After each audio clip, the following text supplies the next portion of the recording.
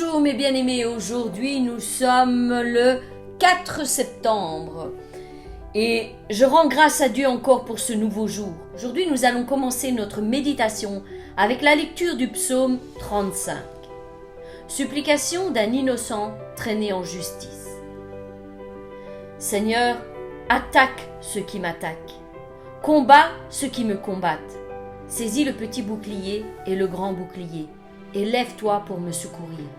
Brandis la lance et le javelot contre mes persécuteurs. Dis-moi, ton salut, c'est moi. Qu'ils soient honteux et confus ceux qui en veulent à ma vie. Qu'ils reculent et rougissent ceux qui préparent mon malheur. Qu'ils soient comme la paille emportée par le vent. Que le messager du Seigneur les chasse. Que leur route soit ténébreuse et glissante. Que le messager du Seigneur les poursuive. Car sans raison, ils ont caché pour moi une fosse avec leurs filets. Sans raison, ils l'ont creusée pour m'ôter la vie. Que la tourmente vienne sur eux, sans qu'ils le sachent, qu'ils soient pris au filet, qu'ils soient cachés, qu'ils y tombent et soient dans la tourmente. Moi, j'aurai de l'allégresse dans le Seigneur. Je trouverai la gaieté en son salut.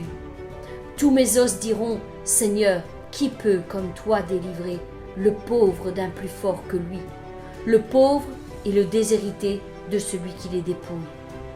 Des témoins malveillants se lèvent. Ils m'interrogent sur ce que je ne connais pas. Ils me rendent le mal pour le bien. Je suis resté seul. Et moi, quand ils étaient malades, je me revêtais d'un sac, je me privais, je jeûnais. Ma prière revenait sans cesse, comme pour un ami, pour un frère, je me traînais. Comme pour le deuil d'une mère, je me courbais, l'air sombre. Puis, quand je chancelle, ils se réjouissent et se rassemblent. Ils se rassemblent contre moi sans que je le sache, ceux qui me frappent. Ils me déchirent sans relâche. Avec les impies, les moqueurs de l'endroit, ils grincent des dents contre moi. Seigneur, comment peux-tu voir cela? Protège-moi de leurs sévices. Protège ma vie des jeunes lions. Je te célébrerai dans l'assemblée nombreuse. Je te louerai au milieu d'un peuple fort. Que ceux qui sont à tort mes ennemis ne se réjouissent pas à mon sujet.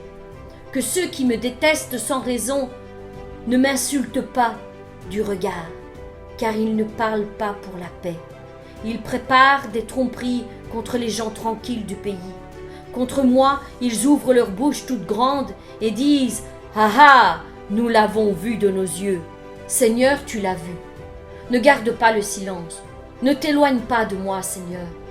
Éveille-toi, réveille-toi pour établir mon droit, mon Dieu et mon Seigneur, pour défendre ma cause. Juge-moi selon ta justice, Seigneur mon Dieu. Qu'ils ne se réjouissent pas à mon sujet. Qu'ils ne disent pas « Ah ah, voilà ce que nous voulions ». Qu'ils ne disent pas « Nous l'avons englouti ». Que tous ensemble ils aient honte et rougissent, ceux qui se réjouissent à mon malheur. Ceux qui se réjouissent de mon malheur. Qu'ils se revêtent de honte et de confusion, ceux qui s'élèvent contre moi. Qu'ils poussent des cris de joie, qu'ils se réjouissent, ceux qui prennent plaisir à ma justice, et qu'ils disent constamment « Le Seigneur est grand, lui qui prend plaisir à la paix de son serviteur. » Ma langue redira ta justice, sans cesse, elle fera ta louange. Bonjour mon frère, bonjour ma sœur. Bonjour mon frère, bonjour ma sœur. Bonjour mon frère, bonjour à ma soeur. J'espère que vous allez bien. Ici, je vous dis, je suis entouré de deux femmes. Elles sont plus que motivées. Aujourd'hui, vous allez tous être décoiffés, vous allez voir. Que ce soit après que j'ai fini de parler ou quand Christina va relâcher la bonne déclaration, je crois que vous allez être décoiffés, mes bien-aimés. Amen. Et aujourd'hui, en ce 4 septembre, j'aimerais prendre un texte qui se trouve dans Éphésiens chapitre 2, verset 8. Car c'est par la grâce que vous êtes sauvés, par le moyen de la foi, et cela ne vient pas de vous, c'est le don de Dieu. Et le titre de la méditation d'aujourd'hui est « Comment bénéficier de la réalité de la parole de Dieu ?» Il vous fallut de la foi pour devenir enfant de Dieu, mon frère, ma sœur? Par la grâce, vous êtes sauvés par le moyen de la foi. Et les enfants de Dieu possèdent tout ce que Christ gagna pour eux. Le tout leur appartient. Comprenez-vous maintenant pourquoi Pierre expliqua par le meurtrissure duquel vous avez été guéris dans 1 Pierre chapitre 2 verset 24 ? Dans la pensée de Dieu, la guérison vous appartient déjà. Vous pouvez être sûr que si vous acceptez 1 Pierre chapitre 2 verset 24 et Ésaïe chapitre 53 du verset 3 à 5, la guérison se manifestera dans votre corps. Regardons à nouveau ce passage d'Ésaïe chapitre 53 du verset 3 à 5. Méprisés et abandonnés des hommes, hommes de douleur et habitués à la souffrance, semblable à celui qu'on détourne le visage, nous l'avons dédaigné. Nous n'avons fait de lui aucun cas. Cependant, ce sont nos souffrances qu'il a portées, c'est de nos douleurs qu'il s'est chargé, et nous l'avons considéré comme puni, frappé de Dieu et humilié. Mais il était blessé pour nos péchés, brisé pour nos iniquités, le châtiment qui nous donne la paix est tombé sur lui, et c'est par ses meurtrissures que nous sommes guéris. Amen. Il se peut que vous lisiez le verset 5 en disant « Oui, mais cela ne me semble pas réel ». Comment la réalité du salut se manifeste-t-elle ou se réalise-t-elle dans votre vie, mon frère, ma sœur ? C'est en agissant en conséquence. Il suffit de méditer et agir en accord avec la parole. Vous savez, mes frères et mes sœurs, quand vous avez accepté le Christ dans votre vie, ce n'est pas que Dieu vous a pris par les cheveux et il vous a porté là en haut face à son trône et il a commencé à vous pointer du doigt tous vos péchés, toutes vos iniquités. Non, vous avez entendu le message de l'Évangile, vous avez dit oui, et dès que vous avez dit oui, vous êtes passé du stade créature de Dieu au stade fils et fille de Dieu. Juste par la proclamation de notre propre bouche. Et il en est de même pour la guérison, frère et sœur. Il n'y a pas besoin de se faire ausculter par le grand Dieu, par le bon Dieu.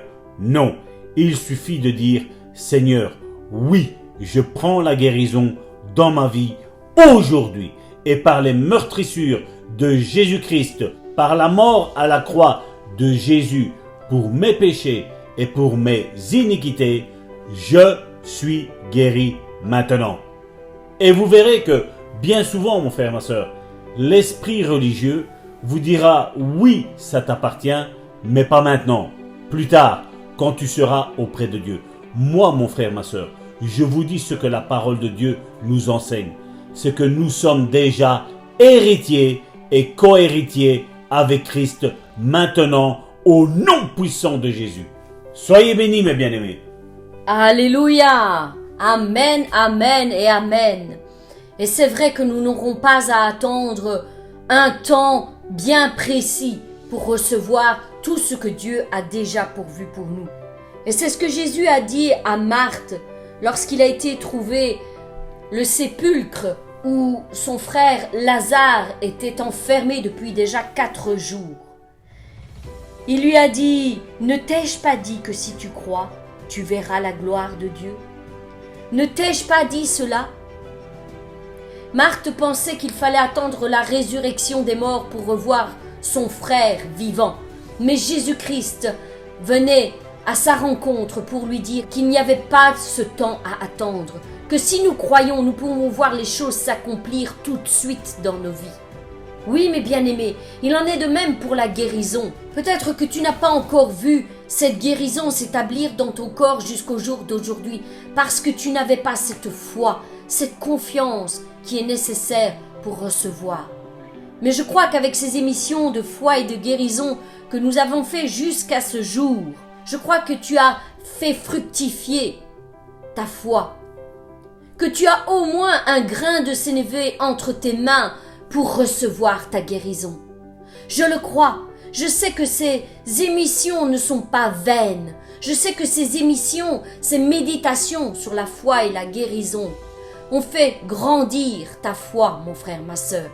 Et que maintenant tu peux croire au-delà de ce que tu croyais hier.